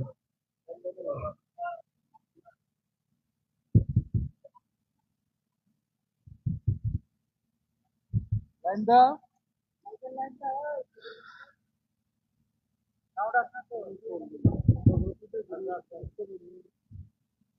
বন্ধুরা আমার, আমরা যে কথা বলতে চাচ্ছিলাম সেটা হলো যে যখনই কোনো কথা আমাদের বিরুদ্ধে যাবে, অর্থাৎ আমি হুজুর মানুষ, যখন আমার কোনো কথা আপনার মনে হবে যে কোরআন সুন্নাহর সাথে সাংঘর্ষিক, তখন আমার কথাকে আপনাকে ডিনাই করতে হবে, ডিনাই করে কোরআন ও সহিহ সুন্নাহকে মানতে হবে। আমি এটা বোঝাতে চাচ্ছি আপনাকে। কথাকে বুঝতে পেরেছেন? সেটা আমি হই আর আমার ভাই হোক, যেই হই না কেন, বা তিনি হোক, আমাদের কথা বা আপনার কোনো কথা যখন কোরআন ও সহিহ হাদিসের বিরুদ্ধে যাবে, তখন ওই কোরআন ও সহিহ হাদিসটা মানতে হবে। আর যেই কথা কোরআন ও সহিহ হাদিসের বাহিরে যাবে, যার কথা, তারটা বাদ দিতে হবে। কথাকে বুঝতে পেরেছেন? তাহলে রাসূলুল্লাহ সাল্লাল্লাহু আলাইহি সাল্লাম এবং সাহাবায়ে কেরামের মাঝে যে আমলগুলো ছিল, যে নির্দেশনাগুলো ছিল, সেটা হলো যখন আপনি নামাজে দাঁড়াবেন, সালাতে দাঁড়াবেন, তখন কাঁধের সাথে কাঁধ ও পায়ের সাথে পা মিলিয়ে দাঁড়াতে হবে। এবার আসুন, আমাদের সমাজে প্রচলিত আরেকটা পার্থক্য আছে, সেটা হলো যখন আপনি সালাতে দাঁড়াবেন, দাঁড়ানোর পরে তাকবীরে তাহরিমার সময় আপনি হাতটা কাঁধ বরাবর উঠাবেন, নাকি কান বরাবর উঠাবেন, নাকি আপনি কানের সাথে লাগাবেন? কি প্রশ্ন আসে কিনা? আছে না আমাদের সমাজে? বলেন তো আমরা কাঠটা মানবো? এটা বলতে পারলেন না আপনারা? এতগুলো মানুষ কাঠটা মানতে হবে, রাসূলেরটা মানতে হবে। তাহলে আমরা একটু দেখি রাসূলুল্লাহ সাল্লাল্লাহু আলাইহি ওয়াসাল্লাম কি বলেছেন। এখানে হাদিসের কিতাবগুলো থাকলে বেশি ভালো হতো। খুলে খুলে দেখিয়ে দিতে পারতাম আপনাদের। সহিহ বুখারী পর্ব 10 অধ্যায় 83 হাদিস 735, সহিহ বুখারী পর্ব 10 অধ্যায় 84 হাদিস 736, সহিহ বুখারী পর্ব 10 অধ্যায় 87 হাদিস 737, সহিহ বুখারী পর্ব 10 অধ্যায় 88 হাদিস 739, এবং এ ব্যাপারে বুখারী, মুসলিম, আবু দাউদ, নাসাই, তিরমিজি থেকে প্রায় 4 শতাধিক হাদিস পাওয়া যায়। এমনকি ইমাম বুখারী রাহিমাহুল্লাহ এ ব্যাপারে একটা বই লিখেছেন, জুজউর রাফউল ইয়াদাইন। রাসূলুল্লাহ সাল্লাল্লাহু আলাইহি ওয়াসাল্লাম থেকে লম্বা হাদিস। হাদাসানা আব্দুল্লাহ ইবনে মাসলামা আন মালিক আন ইবনে শিহাব আন সালিম ইবনে আব্দুল্লাহ আন আবি আন রাসূলুল্লাহ সাল্লাল্লাহু আলাইহি ওয়াসাল্লাম কানা ইয়ারফু ইয়াদাইহি হাদওয়া মানকিবাইহি ইযা ইফতাতাহা আস-সালাত ওয়া ইযা কাব্বারা লির-রুকু'i ওয়া ইযা রাফা'a রা'সা মির-রুকু'i ওয়া ইযা রাকা'a তাইনা ওয়া রাফা'a ইয়াদাইহি। আব্দুল্লাহ ইবনে উমর রাদিয়াল্লাহু তাআলা আনহু বলছেন, আমি রাসূলুল্লাহ সাল্লাল্লাহু আলাইহি ওয়াসাল্লামের সাথে সালাত আদায় করেছি। কিন্তু যখন সালাতে বা নামাজে দাঁড়াতেন তখন আল্লাহ রাসূল উভয় হাত কাঁধ বরাবর উঠাতেন। যখন তিনি রুকুতে যেতেন, রুকু হতে মাথা উঠাতেন, তখন তিনি একই ভাবে উভয় হাত কাঁধ বরাবর উঠাতেন। এবং যখন তিনি 2 রাকাত পরে নামাজ শুরু করতেন তখন তিনি একই ভাবে উভয় হাত কাঁধ বরাবর উঠাতেন।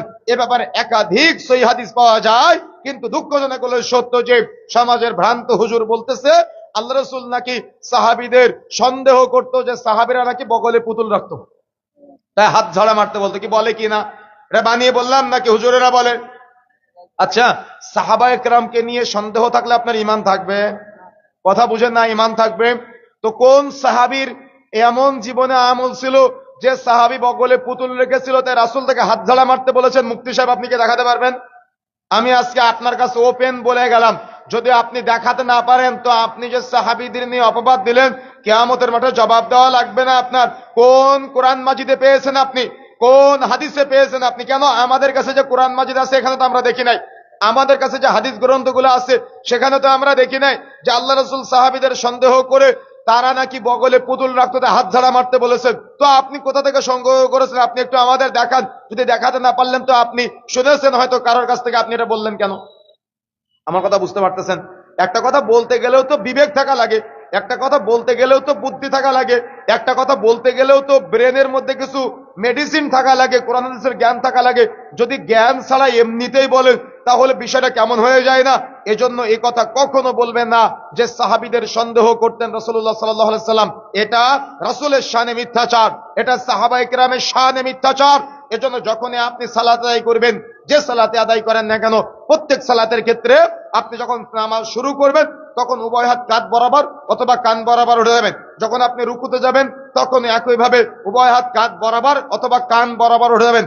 যখন আপনি রুকু থেকে মাথা উঠাবেন তখন আপনি উভয় হাত কাঁধ বরাবর অথবা কান বরাবর উঠাবেন। যখন আপনি 2 রাকাত পরে নামাজের জন্য দাঁড়াবেন, 4 রাকাত বিশিষ্ট বা 3 রাকাত বিশিষ্ট নামাজের জন্য, তখন আপনি উভয়ভাবে একইভাবে উভয় হাত কাঁধ বরাবর অথবা কান বরাবর উঠাবেন। এটাই হলো বিশুদ্ধ, এটাই হলো রাসূলুল্লাহ সাল্লাল্লাহু আলাইহি ওয়াসাল্লামের সুন্নাহ। এখন আসুন, নামাজে আমরা দাঁড়ালাম। নামাজে দাঁড়ানোর পরে আমাদের সমাজে প্রচলিত আছে ফরজ সালাতের মধ্যে ইমাম যদি সূরা ফাতিহা পাঠ করে, মুসাল্লির সূরা ফাতিহা পাঠ করা দরকার নাই। কি আছে কিনা? কথা বলতে হবে, আছে কিনা? এতদিন তো জানতাম সূরা ফাতিহা শুধু পড়তে হয় না, কিন্তু গত কিছুদিন আগে চাপাই নবাবগঞ্জ থেকে একজন ফোন দিয়ে বলতেছে যে আমাদের অনেক অনেক মুসাল্লি আছে যারা নামাজে সুবহান রাব্বিল আযীম রুকুতে গিয়ে পড়তে হয় জানে না, সাজদায় গিয়ে সুবহান রাব্বিল আলা পড়তে হয় জানে না। তো ইমাম সাহেব ফতোয়া দিয়েছে যে ইমাম সাহেব পড়লেই হয়ে যাবে, মুসল্লিদের পড়ার দরকার নাই। তখন আমি বললাম যে কষ্ট করে আর মসজিদে গিয়ে নামাজ পড়ার দরকার কি? ইমাম প্রত্যেকের জন্য পড়ে দিলেই তো হয়ে যায়। আমার কথা কি বুঝতে পেরেছেন? কথা কি বুঝতে পেরেছেন? অথচ রাসূলুল্লাহ সাল্লাল্লাহু আলাইহি ওয়াসাল্লাম কি বলেছেন জানেন আপনারা? পুরোটাই উল্টা আমাদের সমাজে, পুরোটাই বিশুদ্ধ সহিহ সুন্নাহ থেকে আমাদের সমাজের মানুষ উল্টা হয়ে আছে। রাসূলুল্লাহ সাল্লাল্লাহু আলাইহি ওয়াসাল্লাম বলছেন, সহিহ বুখারী পর্ব 10 অধ্যায় 95 হাদিস নম্বর 756, লিখে নেবেন। সহিহ বুখারী পর্ব 10 অধ্যায় 95 হাদিস নম্বর 756, আল্লাহ রাসূল বলছেন, লা সালাতা লিমান লাম ইয়াকরা বিফাতিহাতিল কিতাব, যে ব্যক্তি সূরা ফাতিহা পাঠ করে না তার নামাজই হবে না। এখানে একটা লা ব্যবহার করা হয়েছে আরবি গ্রামারে। এই লা যেখানে আসে সবকিছুকে বাদ দিয়ে দেয়। যেমন আমরা কালিমার অনুবাদ, এই লা এসেছে কিন্তু আমরা সঠিক অনুবাদ করতে পারি নাই। আমাদের সমাজে কালিমার অনুবাদ কি করা হয়? লা ইলাহা ইল্লাল্লাহ, আল্লাহ ছাড়া কি নাই? মাহবুদ নাই। কিন্তু এটা সঠিক অনুবাদ না। সঠিক অনুবাদ হলো লা ইলাহা ইল্লাল্লাহর সঠিক অর্থ হলো বিহাক্কিন লা মা'বুদা ইল্লাল্লাহ, আল্লাহ ছাড়া হক, আল্লাহ ছাড়া সত্য, আল্লাহ ছাড়া প্রকৃত কোনো মাহবুদ নাই। তার মানে এই লা দ্বারা সমস্ত বাতিল মাহবুদকে বাদ দেওয়া হয়েছে। যেমন মানুষ সূর্যের পূজা করে, পীরের পূজা করে, পাথর পূজা করে, মাজার পূজা করে, খানকা পূজা করে, মূর্তি পূজা করে, এই লা দিয়ে সমস্ত বাতিল মাহবুদকে বাদ দিয়ে একক আল্লাহকে রব হিসেবে, ইলাহ হিসেবে, মালিক হিসেবে স্বীকৃতি দেওয়া হয়েছে। সির্ফ একই লা এখানে ব্যবহার করা হয়েছে। লা সালাতা লিমান লাম ইয়াকরা বিফাতিহাতিল কিতাব, যে ব্যক্তি সূরা ফাতিহা পাঠ করবে না তার কোনো নামাজই হবে না। কথা বুঝেন না মনে হয়? এটা আমি বললাম না, রাসূল বলেছেন? রাসূলুল্লাহ সাল্লাল্লাহু আলাইহি ওয়াসাল্লাম বলেছেন। এটা আমার ব্যক্তিগত কোনো কথা নয়, কিন্তু আপনার কাছে বলা হচ্ছে। আল্লাহ রাব্বুল আলামিন পবিত্র কোরআন মাজিদের মধ্যে বলেছেন, ওয়াইদা কুরিয়াল কুরআন, লম্বা আয়াত, সূরা আরাফের আয়াত, যখন কোরআন মাজিদ তিলাওয়াত করা হয় তখন তোমরা চুপ থাকো এবং শ্রবণ করো। এই চুপ থাকো এবং শ্রবণ করো এই কথাকে নিয়ে বলতেছে নামাজে সূরা ফাতিহা পড়ার দরকার নাই, দোয়া কালাম পড়ার দরকার নাই, ইমাম সাহেব পড়লে নাকি মুসাল্লিদের হয়ে যায়। আরে চুপ থাকা আর দোয়া কালাম না পড়ার মধ্যে পার্থক্য বোঝেন আপনি? শানে নজরুল পড়েছেন কোন সময়? পড়তে তো হবে, জ্ঞান অর্জন তো করতে হবে। চুপ থাকা মানে নামাজে যাতে করে পরস্পরের সাথে কথোপকথন না করে, মনোযোগী হয়, আল্লাহর সাথে কথা বলতে পারে। আরে ভাই, যখন আপনি নামাজে সূরা ফাতিহা পাঠ করেন, আল্লাহ রাব্বুল আলামিন আপনার কথার জবাব দেয়। রাসূলুল্লাহ সাল্লাল্লাহু আলাইহি ওয়াসাল্লাম বলছেন, যখন আপনি বলেন আলহামদুলিল্লাহি রাব্বিল আলামিন, সমস্ত প্রশংসা দয়াময় আল্লাহ তোমার জন্য, তখন আল্লাহ রাব্বুল আলামিন আপনার কথার জবাব দিয়ে বলে, হামিদানি আব্দি, আমার বান্দা আমার প্রশংসা করলো। সুবহানাল্লাহ। আপনি কখনো ফিল করেছেন আল্লাহ আপনার কথা জবাব দিয়েছে? ফিল করবেন কিভাবে? সূরা ফাতিহা তো পড়েননি জীবনে কোনো সময়। আমার কথা বুঝেন না মনে হয়? এটা করতে করতে করতে করতে করতে আমাদের মুসল্লিদের কোনো দোয়া কালাম মুখস্থ করতে দেয় না, কোনো দোয়া কালামের অর্থ বুঝতে দেয় না। আমার কথা রাগ করলেন? রাগ করলেন? আমি পরীক্ষা নিব আপনাদের।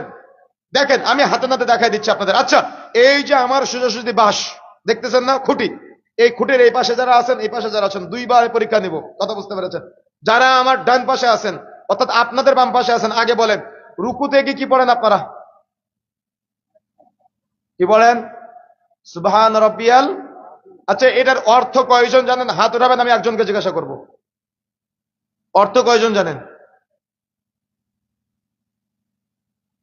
এবার বাম পাশে যারা আছেন, সাজদায় কি পড়েন আপনারা? হ্যাঁ, সুবহান রাব্বিয়াল। মুখস্থ নাই আপনাদের? বলেন না কেন সুবহান রাব্বিয়াল? আচ্ছা, এটার অর্থ কয়জন জানেন? দেখেন, মাঝে মাঝে দুই একজন, এতগুলো মানুষের মধ্যে থেকে হয়তো এপাশ থেকে দুই তিনজন আর এপাশ থেকে দুই তিনজন হাত উঠিয়েছেন। তাহলে আমাদের অবস্থা কি? ফাওয়াইলুল লিল মুসাল্লিন কে, সাহুন কে, অমনোযোগী কে, উদাসীন কে? আমরা যে সালাত আদায় করি কিন্তু নামাজের এ টু জেড কিচ্ছু বুঝি না, এজন্য ওই সালাত ওই নামাজ আমাদের কোনো প্রভাব ফেলে না ব্যক্তিগত জীবনে। আল্লাহ রাব্বুল আলামিন বলেছেন না, ইন্নাস সালাতা তানহা আনিল ফাহশাই ওয়াল মুনকার, নিশ্চয়ই সালাত, নিশ্চয়ই নামাজ যাবতীয় অন্যায়, অশ্লীলতা, পাপাচার থেকে বিরত রাখে।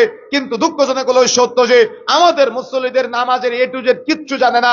এজন্য এরা মসজিদে নামাজ পড়ে মসজিদ থেকে বের হয়ে সেলুনে গিয়ে দাড়ি কাটে, মসজিদে নামাজ পড়ে মসজিদ থেকে বের হয়ে সিগারেটে সুখ টান দেয়, মসজিদে নামাজ পড়ে মসজিদ থেকে বের হয়ে পানের সাথে জর্দা সেবন করতে করতে চলে যায়, মসজিদে সালাত আদায় করে মসজিদ থেকে বের হয়ে চায়ের দোকানে বসে সিনেমা দেখা শুরু করে, মসজিদে সালাত আদায় করে মা বোনেরা মসজিদ থেকে বের হয়ে বেপরদায় চলাচল করে। তাহলে আপনার নামাজ আপনাকে পরিবর্তন করলো না কেন?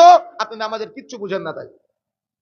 কথাকে বুঝতে পেরেছেন? আল্লাহ বলেছেন, কথা আমার কথা নয়, পবিত্র কোরআন মাজিদের মধ্যে আল্লাহ রাব্বুল আলামিন বলেছেন, ফাওয়াইলুল লিল মুসাল্লিন। মুসল্লি কারা?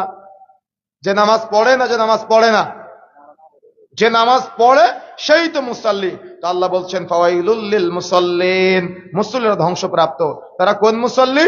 আল্লাযীনা হুম আন সালাতিহিম সাহুন, যারা নামাজ পড়ে, যারা সালাত আদায় করে, কিন্তু যারা অমনোযোগী, তারা উদাসীন, ও নামাজের মধ্যে কিচ্ছু বুঝে না, ও রাসূলের পদ্ধতিতে সালাত আদায় করে না। ও একবার ডানে তাকায়, একবার বামে তাকায়, একবার সামনে তাকায়, একবার পিছনের দিকে তাকায়, একবার আসমানের দিকে তাকায়, আর একবার জমিনের দিকে তাকায়। কি তাই না? নামাজের এ টু জেড কিচ্ছু বুঝে না। এই জন্য প্রিয় বন্ধুরা আমার, মনে রাখার চেষ্টা করতে হবে আমাদের, সালাত যে আমরা আদায় করি, সালাতের মধ্যে আমাকে আপনাকে তিলাওয়াত করতে হবে। জেনে বুঝে তিলাওয়াত করতে হবে। যখন আপনি সূরা ফাতিহা তিলাওয়াত করেন তখন প্রত্যেকটা আয়াত পড়েন আর আল্লাহ আপনার কথার জবাব দেয়। আচ্ছা, আপনাদের কাছে একটা প্রশ্ন করি, দেখি আপনাদের কতটুকু জানা আছে। আচ্ছা, ইমাম নামাজ পড়াচ্ছে আর মুসাল্লি সালাত আদায় করতেছে, ইমামের নামাজ যদি না হয় মুসাল্লির নামাজ কি হবে? যা হবের পক্ষে কারা? ইমামের নামাজ না হলে মুসাল্লির নামাজ কি হবে? আর ইমামের নামাজ যদি না হয় তাহলে মুসাল্লির নামাজ কি হবে? আর ইমামের নামাজ মনে করেন হলো, মুসাল্লির নামাজ কি না হতেও পারে? বুঝেন না মনে হয়, আমি কিন্তু দুইটা বলেছি। ইমামের নামাজ যদি না হয় মুসাল্লির নামাজ কি হবে? কথা বলেন, হবে? আচ্ছা, ইমামের যদি না হয় মুসাল্লিদের হবে? আর ইমামের হলো, মুসল্লিদের কি নাও হতে পারে? আমার কথা বুঝেন না মনে হয়, কথা কি আচ্ছা আমি বলি, মনে করেন ইমাম সালাত আদায় করাচ্ছে, আমাদের সমাজে একটা ভ্রান্ত ধারণা আছে যে ইমামের নামাজ না হলে মুসল্লিদের নামাজ হয় না, বা ইমামের যদি নামাজ হয়ে যায় তাহলে মুসল্লিদের নামাজ হয়ে যায়, এটা ভ্রান্ত ধারণা। মনে রাখার চেষ্টা করবেন, ইমামের নামাজ ইমামের আর মুসল্লির নামাজ মুসল্লির। তাহলে আপনি বলতে পারেন তাহলে ইমাম আর মুসল্লির মধ্যে কানেকশন কি? জি, কানেকশন আছে, সেটা হলো ইমামের ইক্তেদা করবে মুসল্লিরা। কথা বুঝেন না মনে হয়, ইমাম নামাজ শুরু করবে, মুসাল্লি নামাজ শুরু করবে, ইমাম রুকুতে যাবে, মুসাল্লি রুকুতে যাবে, ইমাম রুকু থেকে উঠবে, মুসাল্লি রুকু থেকে উঠবে, ইমাম সাজদায় যাবে, মুসাল্লি সাজদা করবে, ইমাম 3 রাকাত পড়লে মুসাল্লি 3 রাকাত পড়বে, ইমাম যদি ভুল করে 5 রাকাত পড়ে মুসাল্লি ভুল করে 5 রাকাত পড়বে। কি বুঝতে পারেন না মনে হয়? কথা কি বুঝতে পারতেছেন আমার? কি ভুল করে 5 রাকাত পড়বে না লোকমা দিবে? এবার বুঝতে পেরেছেন বিষয়টা? এবার লোকমা দিয়েছে কিন্তু ইমাম দাঁড়িয়ে আছে, তখন আপনাকে কি করতে হবে? দাঁড়িয়েই থাকতে হবে, আপনাকেও দাঁড়াতে হবে। কথা বুঝেন না মনে হয়? কেন? ইক্তেদা করতে হয় ইমামের। ইমামের কি করতে হয়? অনুসরণ করতে হয়। ইমাম 2টা সাজদার জায়গায় 3টা সাজদা যদি দেয়, ভুল করে দিয়েছে, আপনি লোকমা দিয়েছেন তবুও সাজদা দিয়েছে, আপনাকেও 3টা সাজদা দিতে হবে। কথা বুঝেন না? এটা হলো আনুগত্য, এটা হলো অনুসরণ। যদি ভুল করে তাহলে সে শেষে গিয়ে সাহু সেজদা দিবে, কিন্তু ওই সাহু সেজদার সময় আপনাকে আনুগত্য করতে হবে, আপনাকেও 2টা সেজদা দিতে হবে। আমার কথা কি বুঝতে পেরেছেন? এখন দেখেন আমাদের সমাজে ভ্রান্ত ধারণা কিভাবে তৈরি হয়েছে। আরে ভ্রান্ত ধারণা থেকে পরিত্রাণের জন্য আমাকে আপনাকে কোরআন সুন্নাহর দিকে ফিরে আসতে হবে। সেটা হলো, ইমাম সাহেব যখন সূরা ফাতিহা পাঠ করলো না, বা ইমাম সাহেব সূরা ফাতিহা পাঠ করলো, আপনি পাঠ করলেন না, ইমামের নামাজ হতে পারে, মুসাল্লি নামাজ আবার নাও হতে পারে, তাই না? এবার কি বুঝতে পারছেন বিষয়টা? বিষয়টা হলো এমন যে ইমাম সাহেব সূরা ফাতিহা পড়লো কিন্তু আপনি পড়লেন না। আচ্ছা, তাহলে আল্লাহ জবাবটা দিল কার? আপনার না ইমাম সাহেবের? কার? আপনার না ইমাম সাহেবের? ইমাম সাহেবের। তাহলে আপনি কি চান না যে আল্লাহ আপনার কথা জবাব দিক? আপনি কি এটা চান যে আল্লাহ আপনার কথা জবাব দিক? তাহলে কি আপনাকেও পড়তে হবে না? আপনাকেও পড়তে হবে। তবে ওই যে আয়াত আর হাদিসকে কেন্দ্র করে কিছু সামঞ্জস্যতা আছে বা কিছু বিরোধিতা আছে, মনে রাখার চেষ্টা করবেন। উসুলে হাদিসের জ্ঞান যাদের আছে তারা ভালো করে জানবেন, উসুলে হাদিসের পরিভাষায় ইসলামী শরীয়তের কিছু আম বিষয় আছে, কিছু খাস বিষয় আছে। সূরা আরাফের ওই আয়াত, ওটা হলো আম, সালাতের মধ্যে কথোপকথন করবে না। কিন্তু এই ওয়াইদা কুরিয়াল কোরআন, এটা হলো আম আয়াত, কিন্তু লা সালাতা লিমান লাম ইয়াকরা বিফাতিহাতিল কিতাব, এটা হলো খাস হাদিস। তার মানে এটা সালাতের সাথে খাস, এটা হলো খাস করা হয়েছে। আপনি সূরা ফাতিহা পড়বেন না, আপনার নামাজ হবে না। এখন যদি ইমাম সাহেব পড়ে আর মুসাল্লি না পড়ে, তাহলে ইমামেরটা হবে, মুসাল্লিরটা হবে না। ইমাম সাহেবের ইক্তেদা আপনি করতেছেন, কখনো ইমামের ওযু ছুটে গিয়েছে কিন্তু ইমাম সালাত ছেড়ে দেয় নাই, আপনি মুসাল্লি ইক্তেদা করতেছেন, আপনার সালাত যদি পিওর হয় তাহলে আপনার সালাত কবুলযোগ্য হবে, যদিও ইমামের সালাত কবুল না হয়। কথা কি বুঝতে পেরেছেন?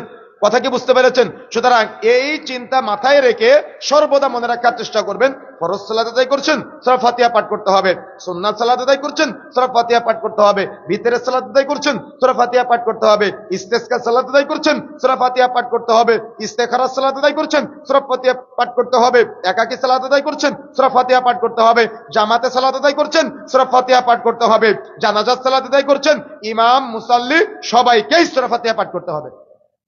কথা কি বুঝতে পারতেছেন আমার? কিন্তু আমাদের সমাজে জানাজার নামাজ শেষ 30 সেকেন্ডে আল্লাহ কবরে রাখার পরে 30 মিনিটের লম্বা দোয়া। কি বুঝেন না মনে হয়? আমার কথা বুঝতে পেরেছেন? জানাজার নামাজ যেখানে মাইয়েতের জন্য দোয়া করতে হয়, সেখানে দোয়া হয়ে যাচ্ছে 30 সেকেন্ডে, আর লাশ কবরে রাখার পরে 30 মিনিটের দোয়া একটু পরে আলোচনা করতেছি, যে কথা বলতে যাচ্ছিলাম। তাহলে আপনি যে সালাতে আদায় করেন না কেন, প্রত্যেক সালাতের, প্রত্যেক নামাজের, প্রত্যেক রাকাতে সূরা ফাতিহা পাঠ করতেই হবে। সূরা ফাতিহা ছাড়া নামাজ হবে না। এটা আমি বলি নাই, রাসূলুল্লাহ সাল্লাল্লাহু আলাইহি ওয়াসাল্লাম বলেছেন। এখন আসুন, সমাজে প্রচলিত আছে, যদি কোনো মসজিদের মুসাল্লি আমিন বলে, গত পরশুদিনও আমি অনলাইনে দেখেছি একটা ছেলে মসজিদে আমিন বলেছে, তাই তাকে পিটিয়েছে মসজিদ কর্তৃপক্ষ। যদি কেউ আমিন বলে, তাহলে মসজিদে নাকি সমাজের মানুষ বলে ফিতনা সৃষ্টি হয়। বলেন তো, আপনি সমাজেরটা মানবেন না রাসূলেরটা মানবেন? কি কথা বলতে লজ্জা লাগতেছে আপনাদের? সমাজেরটা মানবেন না রাসূলেরটা মানবেন? রাসূলেরটা মানতে হবে। রাসূলুল্লাহ সাল্লাল্লাহু আলাইহি ওয়াসাল্লাম বলছেন, বুলুগুল মারাম 442 নম্বর পৃষ্ঠার মধ্যে এসেছে, আন আবি হুরায়রা রাদিয়াল্লাহু তাআলা আনহু ক্বালা কানা রাসূলুল্লাহ সাল্লাল্লাহু আলাইহি ওয়াসাল্লাম ইযা ফারাগা মিন কিরাআতি উম্মিল কুরআন রাফা'a সাওতাহু ওয়া ক্বালা আমিন। আবু হুরায়রা রাদিয়াল্লাহু তাআলা আনহু বলছেন, আমি নবী মুহাম্মদ রাসূলুল্লাহ সাল্লাল্লাহু আলাইহি ওয়াসাল্লামের সাথে সালাত আদায় করেছি। তিনি যখন সালাতে সূরা ফাতিহা পাঠ করা সমাপ্ত করতেন, তখন কণ্ঠস্বর উঁচু করতেন ও আমিন বলতেন। এ মর্মেও একটা মর্যাদাপূর্ণ হাদিস বর্ণিত হয়েছে সহিহ বুখারী পর্ব 10 অধ্যায় 111, হাদিস নম্বর 812, সহিহ বুখারী পর্ব 10 অধ্যায় 112, হাদিস নম্বর 813, ইদা আমানাল ইমাম ফাআমিনু ফাইন্নাহু মান আফাকা তা'মিনুহু তা'মিনাল মালাইকাতি গুফিরা লাহু মা তাকাদ্দামা মিন যামবি। ইমাম যখন আমিন বলে, তখন তোমরাও আমিন বলো, কেননা যারা আমিন বলা আর ফেরেশতাদের আমিন বলা এক হয়ে যায়, তার পিছনে সমস্ত গুনাহ থেকে তাকে মুক্ত করে দেওয়া হয়। সুবহানাল্লাহ। কে বলেছেন এই কথা? রাসূলুল্লাহ সাল্লাল্লাহু আলাইহি ওয়াসাল্লাম বলেছেন। আর আপনি বলতেছেন মসজিদে জোরে আমিন বললে ফিতনা হয়। আরে রাসূলুল্লাহ সাল্লাল্লাহু আলাইহি ওয়াসাল্লাম বলছেন, ইহুদি খ্রিস্টানদের একটা স্বভাব আছে, সে স্বভাবটা হলো আমিনের শব্দ শুনলে তাদের শরীরের মধ্যে জ্বালা পোড়া করে। আর যদি কেউ আমিন বলে, তাহলে আপনি উল্টা বলতেছেন রাসূলের বিরোধিতা করে, যে এদের ইহুদি খ্রিস্টানরা 300 করে টাকা দেয়, তাই নাকি এরা জোরে আমিন বলে। কি উল্টা হয়ে গেল না রাসূলের সাথে? আমার কথা বুঝেন না মনে? আমি কিন্তু একটা হাদিসের বাইরে কোনো কথা বলেছি এ পর্যন্ত? একটাও রেফারেন্স ছাড়া কথা বলে নাই, প্রত্যেকটা হাদিসের দলিল সহকারে বলেছি। আপনি নিয়ে আসেন, আমি খুলিয়ে দেখিয়ে দিচ্ছি আপনাকে। কিন্তু মনে রাখার চেষ্টা করবেন, আমাদের সমাজের মানুষ আজকে রাসূলের সুন্নাহর বিরোধিতা করে এই স্টেজে বসে বড় বড় বক্তারা বলতেছে 300 টাকার বিনিময়ে নাকি আমিন বলি আমরা। মাথা খারাপ হয়ে যায়। রাসূলের শানে কত বড় বেয়াদবি, রাসূলের শানে কত বড় মিথ্যাচার চলতেছে আমাদের সমাজে। অথচ রাসূলুল্লাহ সাল্লাল্লাহু আলাইহি ওয়াসাল্লাম থেকে লম্বা আলোচনায় লা লাজ্জাতুন শব্দটি পাওয়া যায়, যে তৎকালীন সময়ে মসজিদের ভিতরে ঘুম ঘুম আওয়াজ হতো, মসজিদের ভিতরে ঘুম ঘুম আওয়াজ হতো। এখনো পর্যন্ত সৌদি আরবের সব মসজিদগুলাতে সুন্নতের উপর আমল আছে, মিডল ইস্টের সব মসজিদগুলাতে সুন্নতের উপর আমল আছে। কিন্তু কিভাবে কিভাবে কিভাবে কিভাবে বাংলাদেশ, ভারত, পাকিস্তানের কিছু কিছু মসজিদে আজকে এই আমিন গুলা নিম্ন স্বরে হয়ে গিয়েছে। আর যদি কেউ উচ্চ স্বরে বলে, তাকে মসজিদ থেকে বের করে দেয়। অথচ একটা বারের জন্য হাদিসকে যাচাই বাছাই করার প্রচেষ্টা চালায় না, একটা বারের জন্য সুন্নাহকে প্রচার করার প্রচেষ্টা চালায় না। আরে ভাই, আপনি যে আমল করতে বাধা দিচ্ছেন, এ বাধা দেওয়া মানে কি হাদিস মানতে বাধা দেওয়া নয় কি? অবশ্যই হাদিস মানতে বাধা দেওয়া। রাসূলের বিরোধিতা করা মানে হাদিসের বিরোধিতা করা, আর হাদিসের বিরোধিতা করা মানে রাসূলের বিরোধিতা করা, একই জিনিস। তাহলে রাসূলের বিরোধিতা করে কিভাবে আপনি আশিকে রাসূল হচ্ছেন আজকে? আমার কথা কি বুঝতে পারতেছেন? এই জন্য প্রিয় বন্ধুরা আমার, আপনি যখন সালাতে সূরা ফাতিহা পাঠ করবেন, অবশ্যই আপনাকে পাঠ করতে হবে। সূরা ফাতিহা পাঠ করা শেষ করবেন, কণ্ঠস্বর উঁচু করতে হবে, ইমাম মুসাল্লি সবাইকে আমিন বলতে হবে। ইমামের আমিন বলা আর ফেরেশতাদের আমিন বলা, আপনার আমিন বলা আর ফেরেশতাদের আমিন বলা যদি এক হয়ে যায়, তাহলে আল্লাহ রাসূল বলছেন গুফিরা লাহু মা তাকাদ্দামা মিন যামবি, তার পেছনে সমস্ত গুনাহ থেকে তাকে মাফ করে দেওয়া হয়। সুবহানাল্লাহ। সুতরাং যদি মনে হয় যে আমার কিছু গুনাহ আছে, আমার গুনাহ থেকে মুক্ত হওয়া দরকার, তাহলে আপনি আমল করতে পারেন। আর যদি মনে হয় যে কোনো গুনাহ নাই, আমি ফেরেশতা, তাহলে আপনি আমল করিয়েন না। আপনার সাথে আমার জোর জবরদস্তি নাই। এখন আসুন, যে কথা বলতে চাই, সমাজে প্রচলিত আছে মহিলারা সাজদা কিভাবে দিবে, পুরুষরা সাজদা কিভাবে দিবে।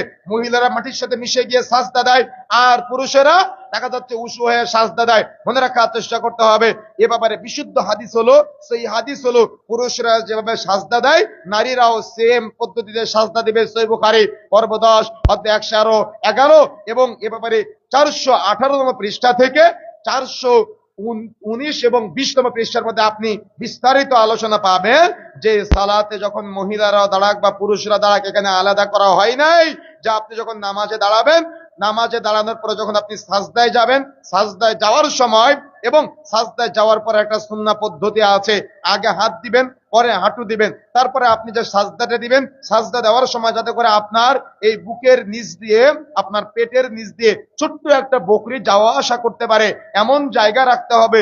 এটা নারী এবং এটা পুরুষ উভয়ের জন্য সমান। কিন্তু সমাজে কেমনে কেমনে প্রচলিত হয়েছে মহিলারা নাকি মাটির সাথে মিশে গিয়ে সাজদা দেবে, এ ব্যাপারে কোনো বিশুদ্ধ সহিহ হাদিস পাওয়া যায় না। তারপরেও আপনার স্ত্রীকে আপনি মাটিতে মিশে সাজদা দিতে বললেন, মনে রাখার চেষ্টা করবেন এটা হলো সুন্নতের বিরোধিতা। আরে শুধু সাজদার ক্ষেত্রে না, আমাদের সমাজে নারী পুরুষের নামাজের বহু পার্থক্য করে ফেলেছে আমাদের সমাজের মানুষ।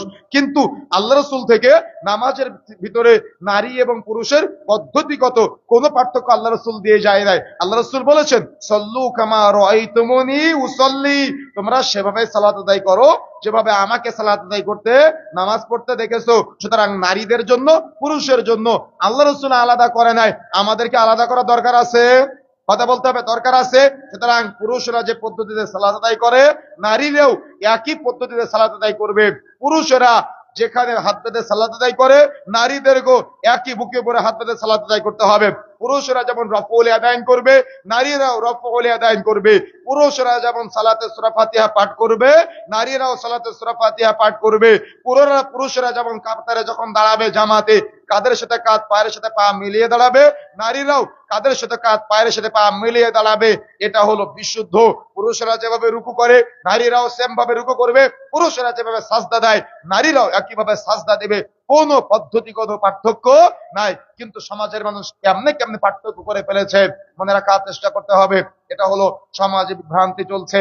যে কথা বলতে চাচ্ছিলাম, ওই যে আলোচনা করতে করতে সেরে এসেছিলাম, সেটা হলো আপনি যখন নামাজে দাঁড়াবেন, নামাজে দাঁড়ানোর আগে আজান ও ইকামতের মধ্যবর্তী সময়ে দোয়া করার জায়গা, দোয়া করলে দোয়া কবুল হয়। যখন আপনি সালাতে দাঁড়ালেন, তাকবীরে তাহরিমা পরে বুকে হাত বাঁধলেন, সানা পাঠ করবেন, সূরা ফাতিহা পাঠ করবেন। সানা ও সূরা ফাতিহা পাঠের মাঝখানে দোয়া করলে এখানে আপনি দোয়া করতে পারেন। রুকুতে যাওয়ার আগে দোয়া করলে দোয়া করতে পারেন। দোয়া করার জায়গা, আপনি রুকুতে যাবেন, রুকুতে গিয়ে আপনার রুকুর নির্দিষ্ট যে দোয়াগুলো আছে, এই দোয়া পাঠ করার পরে লম্বা সময় রুকুতে গিয়ে আপনি আপনার রবের সাথে কথা বলতে পারেন। এটা রবের সাথে কথা বলারই জায়গা। আপনি রুকু থেকে উঠলেন, রুকু থেকে উঠার পরে সামি আল্লাহু লিমান হামিদা যখন ইমাম সাহেব বলবে, আপনিও বলার পরে রব্বানা লাকাল হামদ বা রব্বানা ওয়া লাকাল হামদ আপনি দোয়া পাঠ করলে আল্লাহ রাসূল সাল্লাল্লাহু আলাইহি ওয়াসাল্লাম বলছেন, কুফিরা লাহু মা তাকাদ্দামা মিন যামবি, আপনার বলা আর ফেরেশতাদের বলা যদি এক হয়ে যায়, তাহলে তার পিছনের গুনাহ থেকে তাকে মুক্ত করে দেওয়া হয়। সুবহানাল্লাহ।